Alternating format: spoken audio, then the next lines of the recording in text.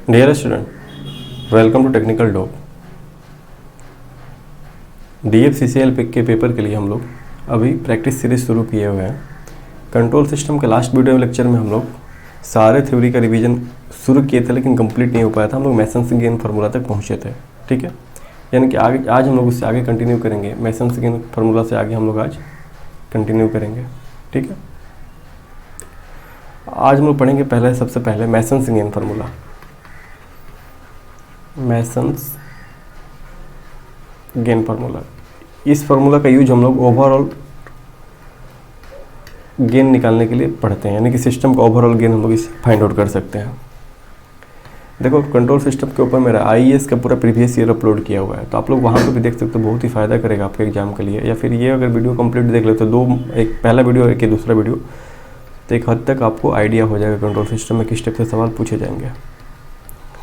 इसका फॉर्मूला क्या होता है? Summation of k equal to 1 to n pk del के बाई डेल, ठीक है। अब जो है हमारा pk क्या है सर? pk हमारा जो है gain of kth forward path. k हमारा क्या बताएगा कितना हमारा फॉरवर्ड पाथ है, ठीक है। उसके बाद से डेल्टा हमारा क्या होता है सर? डेल्टा हमारा होता है 1 minus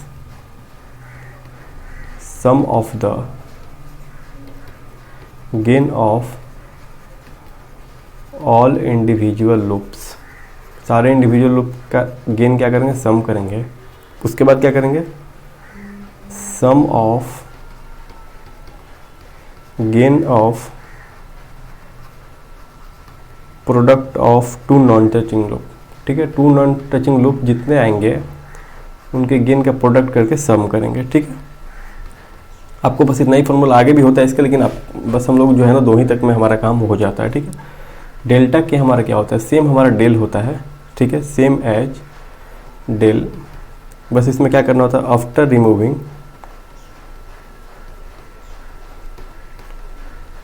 those loops which touch the kth forward path, ठीक है।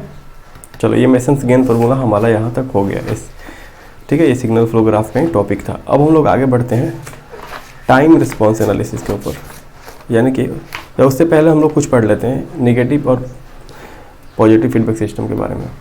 तो चलो हम लोग सबसे पहले देख लेते हैं सर नेगेटिव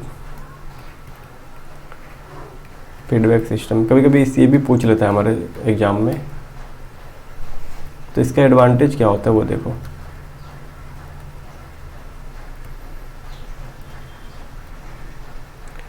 ये क्या करेगा सर?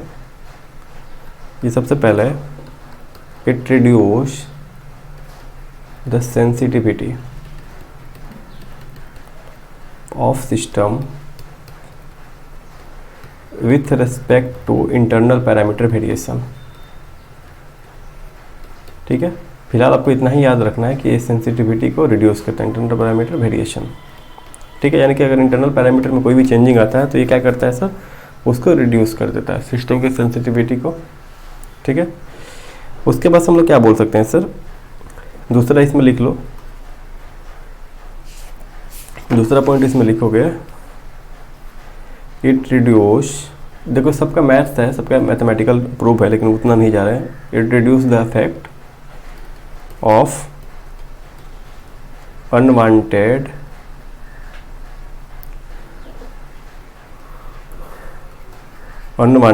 डिस्टर्बेंस सिग्नल, इसको भी रिड्यूस करता है, ठीक है। इतना तक समझ में आ गया? इतना समझ में आ गया? तीसरा पॉइंट लिख लो, ये इंपॉर्टेंट पॉइंट है। It improve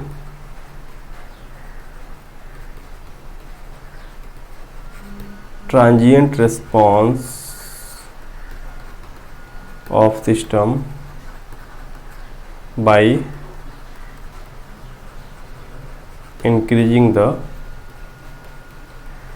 speed of system. अब देखोगे ना कि ट्रांजिएंट रिस्पॉन्स हमारा सिस्टम के स्पीड को बताता है, तो उसको हम लोग जब ट्रांजिएंट के बारे में थोड़ा सा पढ़ेंगे वहाँ पर हम लोग थोड़ा सा देख लेंगे, क्लियर है। अब जो है चौथा पॉइंट हम लोग देखेंगे, it increase the bandwidth of system, ये भी इंपॉर्टेंट है। बैंडविड्थ ऑफ सिस्टम क्या करता है, इंक्रीज कर देता है। इतने सारे पॉइंट आपको याद रखना है, ठीक है। अब नेगेटिव फीडबैक सिस्टम का डिसएडवांटेज भी है, वो आपसे नहीं पूछा जाएगा। पॉजिटिव फीडबैक सिस्टम हमारा जनरली यूज नहीं होता, इसलिए वहाँ से पूछने के चांसेस कम रहते हैं, ठीक है। इस सब चीज़ जब डिटेल में पढ़ेंगे तो वहाँ पे देखेंगे हम लोग कि इन सब का क्या चीज़ है। अब हम लोग सबसे पहले नेक्स्ट चैप्टर में मूव करते हैं, टाइम रिस्पॉन्स एनालिसिस। देखो इसके अंदर हम लोग दो पार्ट पढ़ेंगे सर। एक पढ़ेंगे हम लोग in time response analysis we study how the response of the system vary with respect to time, ठीक है। यानी कि सिस्टम का रिस्पॉन्स हमारा कैसे टाइम के रिस्पेक्ट में वेरी करता है। अब रिस्पॉन्स का मतलब सिंपली अभी फिलहाल ये सोच के रखना कि हमारा आउटपुट होता है वो, ठीक है। अब इसमें दो पार्ट पढ़ते हैं हम लोग सर। पहला पढ़ते हैं हम लोग ट्रांजिएंट रिस्पॉन्स, नाम सुने होंगे आप लोग। दूसरा पढ़ते हैं हम लोग स्टेडी स्टेट रिस्पॉन्स, ठीक है। Transient response and steady state response, ठीक है। यानी कि ट्रांजिएंट में हम लोग क्या पढ़ते हैं कि transient response is that part of output which is become zero when time is become very large. यानी कि टाइम हमारा बहुत ज़्यादा होने पर ट्रांजिएंट रिस्पॉन्स हो जाता है जीरो। यानी कि ट्रांजिएंट रिस्पॉन्स हमारा जस्ट स्टार्टिंग वाला सीन होता है, ठीक है। जस्ट शुरू हमारा सिस्टम का रिस्पॉन्स होता है, उसी पे हम लोग जो एनालिसिस करते हैं उसको ट्रांजिएंट रिस्पॉन्स कहते हैं, ठीक है। In transient response we see the nature of the system output during transient time, ठीक है। हम लोग सिस्टम का नेचर देखते हैं ट्रांजिएंट रिस्पॉन्स में। इस सब चीज़ का डिटेल हम लोग पढ़ेंगे जब डिटेल में पढ़ेंगे, ठीक है। एंड स्टेडी स्टेट रिस्पॉन्स में क्या देखते हैं हम लोग, मैग्नीट्यूड देखते हैं कि हमारा मैग्नीट्यूड क्या है आउटपुट का। यानी कि हमारा देख लो जो डिजायर वैल्यू 5 है वहाँ पे हमारा आउटपुट 5 दे रहा है नहीं दे रहा है, वो हमारा स्टेडी स्टेट रिस्पॉन्स हो गया जस्ट लास्ट एंड समय में, ठीक है। And transient response system output does not depend upon input signal, it only depends on the location of the pole of the system. तो ट्रांजिएंट में एक और बात याद रखना है कि ट्रांजिएंट रिस्पॉन्स में क्या होता है, ये डिपेंड करता है किसके ऊपर, डिपेंड करता है सर लोकेशन ऑफ पोल के ऊपर, पोल्स ऑफ सिस्टम के ऊपर डिपेंड करता है। ये इनपुट के ऊपर डिपेंड नहीं करता है, इनपुट के ऊपर डज नॉट डिपेंड, ठीक है। ये भी सवाल ऑब्जेक्टिव में पूछे जाते हैं। और स्टेडी स्टेट हमारा आउटपुट इनपुट के ऊपर डिपेंड करता है, स्टेडी स्टेट रिस्पॉन्स जो होता है, ठीक है।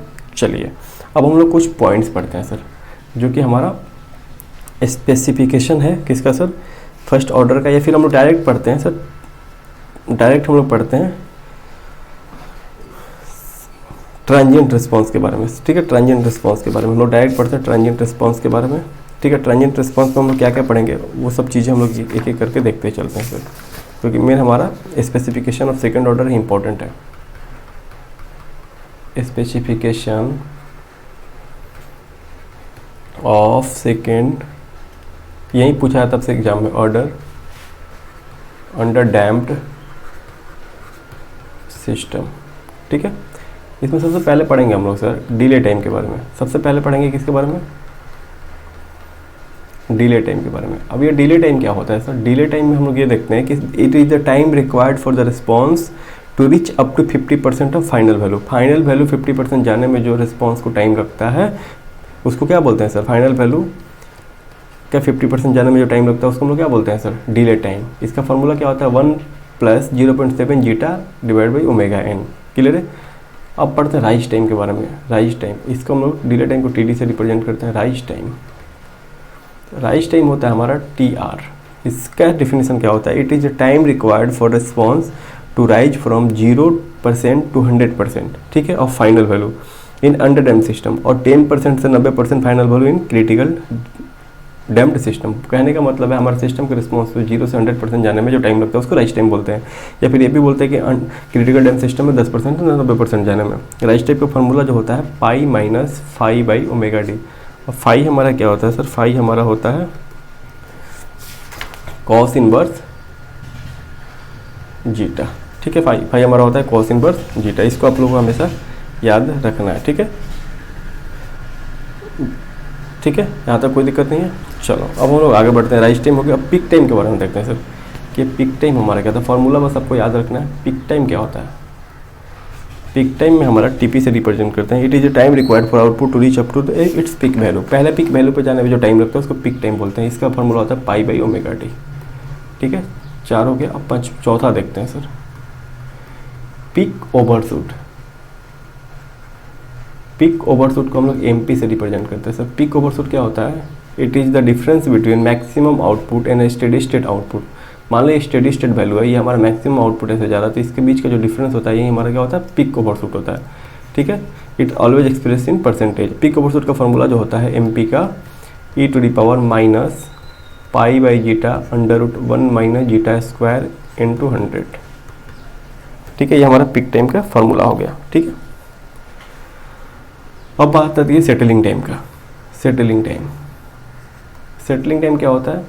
देखो, सेटलिंग टाइम ये होता है कि it is the time required for the response to reach and stay within 2 and 5% tolerance band. मान लो ये हमारा स्टेडी स्टेट है, हमारा सिस्टम का रिस्पॉन्स कुछ इस तरीके से जा रहा है और जाके ये हमारा ये देखो लास्ट में 2 से 5%, यानी कि इसका 2% और इस ऊपर नीचे टॉलरेंस बैंड का मतलब कि अप एंड डाउन दोनों, इसके बीच में हमारा सिग्नल लास्ट में स्टे कर गया। ठीक है, फाइनल टाइम में, इसी को बोलते हैं सेटलिंग टाइम। अब सेटलिंग टाइम का फॉर्मूला क्या होता है? टी एस इससे रिप्रेजेंट करते हैं 4 बाई जीटा ओमेगा एन। किसके लिए होता है?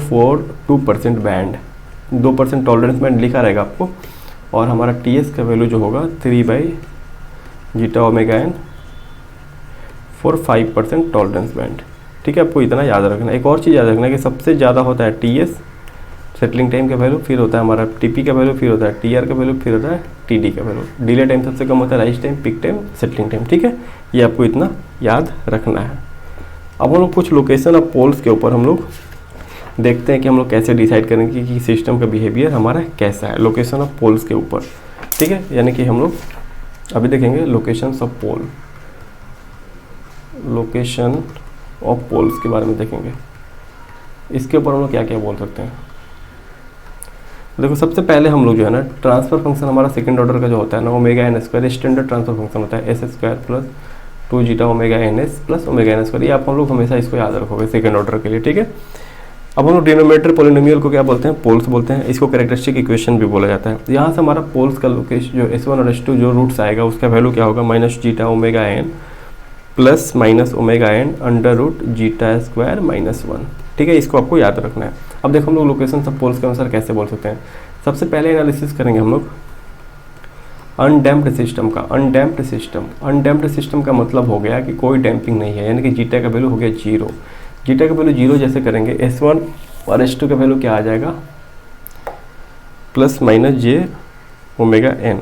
ठीक है, प्लस माइनस जे ओमेगा एन आ जाएगा। क्लियर है? जीटा का वैल्यू जैसे 0 करेंगे प्लस माइनस जे ओमेगा एन आ जाएगा। तो हम लोग क्या देख रहे हैं कि सर अब हमारा पोल का लोकेशन क्या आ रहा है? एक आ रहा है सर प्लस जे ओमेगा एन, एक आ रहा है हमारा माइनस जे ओमेगा एन।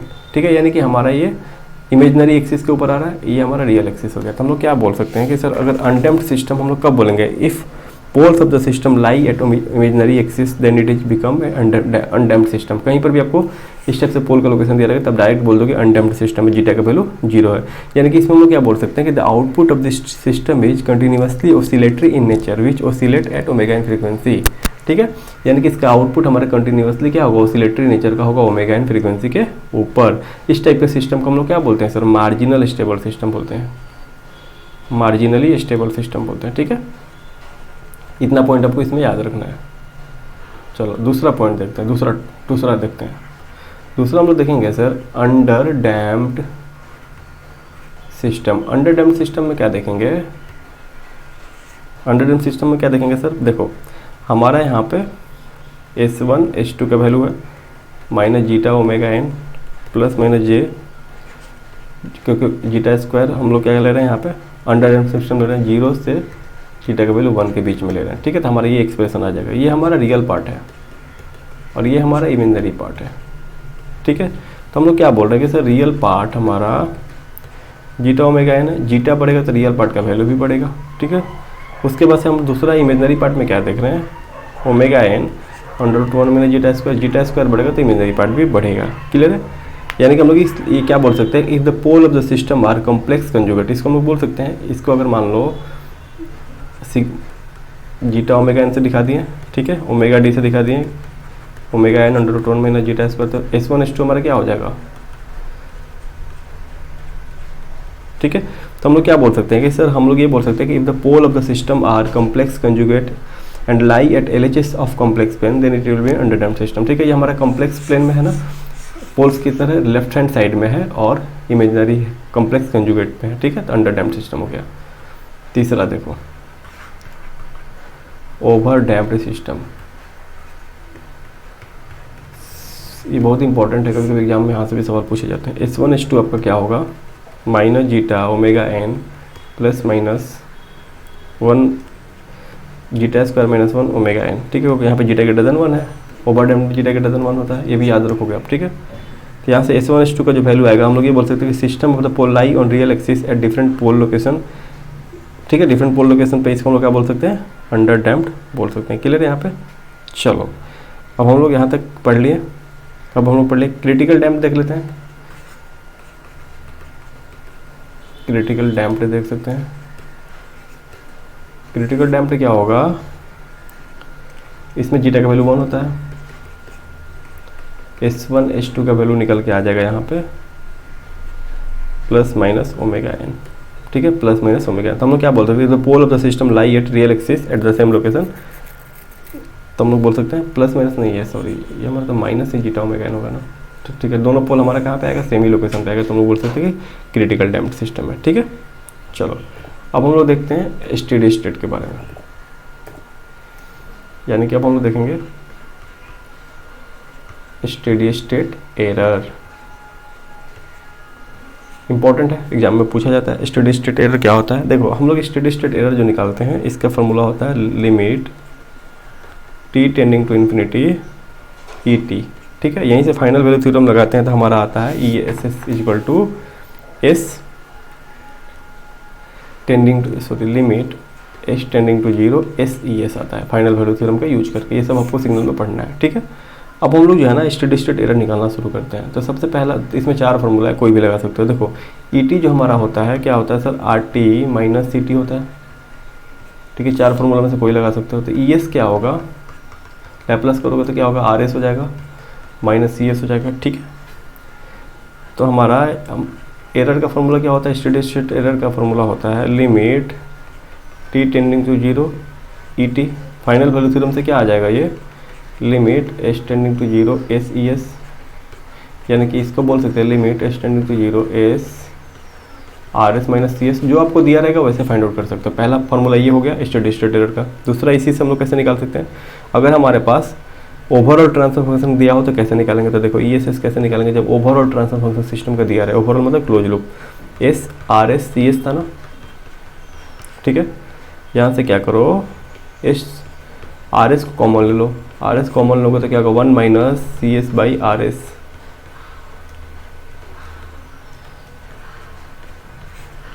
ठीक है। तो हम लोग क्या बोल सकते हैं, limit s tending to 0 s r s 1 minus t s, ठीक है। ये भी एक हमारा फॉर्मूला हो गया। तीसरा देखो, अगर हमारा ओपन लूप ट्रांसफर फंक्शन दिया रहेगा तब हम लोग इसको कैसे निकालेंगे। देखो अब मैं शुरू से ग्राफ नहीं बना रहा हूँ, आपको पता है सी एस हमारा क्या होता है, e s into G s, ठीक है। हम लोग पहले ही पिछले वीडियो में देखे थे। तो c s by r s क्या निकल के आएगा यहाँ से, g s by 1 plus ji s, ठीक है, यूनिटी फीडबैक सिस्टम के लिए ओवरऑल ट्रांसफर फंक्शन। तो E s into G s हमारा क्या हो जाएगा, आर एस, ठीक है, G s by 1 plus ji s, ठीक है। हम लोग क्या किए यहाँ पे, हम लोग सी एस का वैल्यू पुट कर दिए ई एस इंटू जी एस। यहाँ से ई एस का फॉर्मूला क्या निकल के आएगा, are s by 1 plus ji s, ठीक है। और हम लोग को पता है सर कि ई एस एस क्या होता है, limit t tending to infinity e T.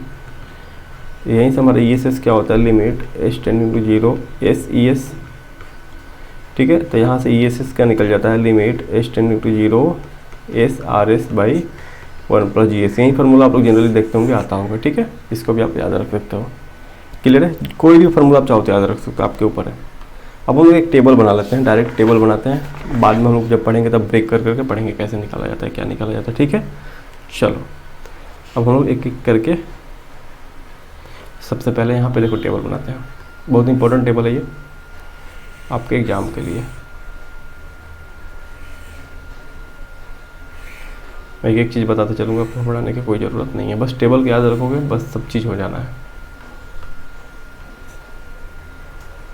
Table को याद रखोगे, सब चीज़ होना है।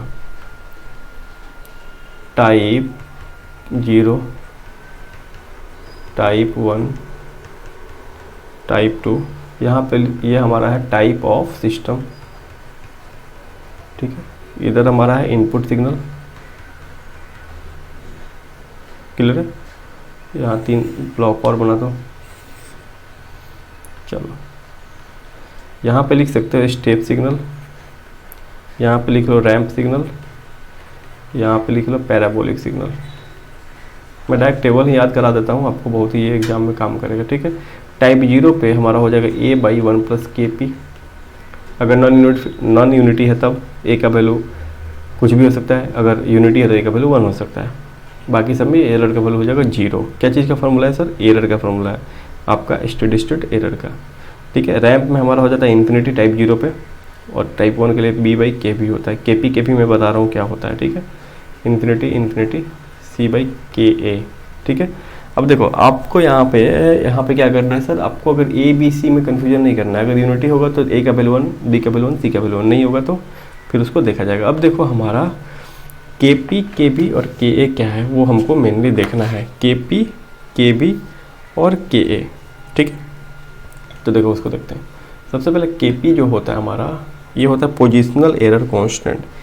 KP जो होता है हमारा क्या होता है? Positional error constant. इसको क्या बोलते हैं हम लोग? पोजिशनल एरर कांस्टेंट, ठीक है। KP का जो वैल्यू निकालता है डायरेक्ट ये फॉर्मूला याद रखना, limit S tending to 0 GS। ये यूनिटी फीडबैक सिस्टम के लिए है। अगर यूनिटी नहीं रहता तो HS भी आ जाता है, लेकिन नॉर्मली यूनिटी ही पूछा जाता है, ठीक है। लेकिन कंफ्यूजन नहीं करना है आपको। ये हमारा हो गया किसका वैल्यू? KP का। अब बात आती है सर कि हमारा KB क्या होता है। KB हमारा क्या होता है? KB जो होता है हमारा वेलोसिटी एरर कांस्टेंट। KB का जो वैल्यू होगा क्या होता है sir? Limit S tending to 0 SGS, ठीक है। अब हमारा बात आती है KA का। K हमारा होता है एक्सेलरेशन एरर कांस्टेंट, ठीक है। इसका फॉर्मूला क्या होता है? K का limit S tending to 0 S² GS। बस आपको इतना ही याद रखना है और टेबल याद रखना है, डायरेक्ट आप लोग स्टेडी स्टेट एरर निकाल सकते हो। क्लियर है? इससे ज़्यादा आपको कुछ करने का ज़रूरत नहीं है। अब बोलोगे कि सर नॉन यूनिटी का आएगा, तो नॉन यूनिटी आएगा ही नहीं। आपके एग्जाम में आज तक नॉन यूनिटी का कोई मतलब एक होता है ना कि कोई भी सिंपल केस ही नहीं बना है कि आप नॉन यूनिटी के बारे में सोच भी सकते हो, ठीक है। तो यहाँ तक हो गया हमारा सेकेंड ऑर्डर स्पेसिफिकेशन। ये सब हम लोग जो है ना अच्छे से पढ़ लिए। क्लियर था? हमारा जो भी था ये टाइम रिस्पॉन्स तक पूरा कंप्लीट हो गया। एक ओवरव्यू है बस, इसमें आपको ये नहीं सोचना है कि सर हमारा ये कैसे और क्या हो रहा है। एक बस ओवरव्यू है, जब हम लोग डिटेल में पढ़ेंगे तो हर चीज़ को अच्छे से कवर किया जाएगा। तो चलो इस वीडियो को ख़त्म करते हैं, ठीक है। और एक और चीज़ मैं यहाँ पे लिख देता हूँ, एज पर पोल लोकेशन तो लिख ही दिया था ना। अब एक और चीज़ लिख देता हूँ यहाँ पे, रुको आपके लिए। As per the damping present in the system, we can divide system into 4 category, ठीक है। पहला हमारा सिस्टम जो होगा अनडैम्प्ड सिस्टम होगा। अनडैम्प्ड सिस्टम में क्या होगा सर? जीटा का वैल्यू 0। दूसरा जो हमारा सिस्टम होगा वो अंडर डैम्प्ड सिस्टम होगा, जीटा का वैल्यू 0 से लेकर 1 तक होगा। तीसरा जो होगा हमारा क्रिटिकली डैम्प्ड सिस्टम होगा, जिसमें जीटा का वैल्यू 1 होगा। चौथा जो होगा हमारा ओवर डैम्प्ड सिस्टम होगा, जिसमें जीटा का वैल्यू ग्रेटर देन 1 होगा। ये 4 टाइप से हमारा सिस्टम होगा। क्लियर है? ये चारों के बारे में हम लोग डिटेल में पढ़ लिए थे पोल के लोकेशन के अनुसार, ठीक है। तो इसको ख़त्म करते हैं। नेक्स्ट में हम लोग स्टेबिलिटी वाला चैप्टर को कंप्लीट करेंगे।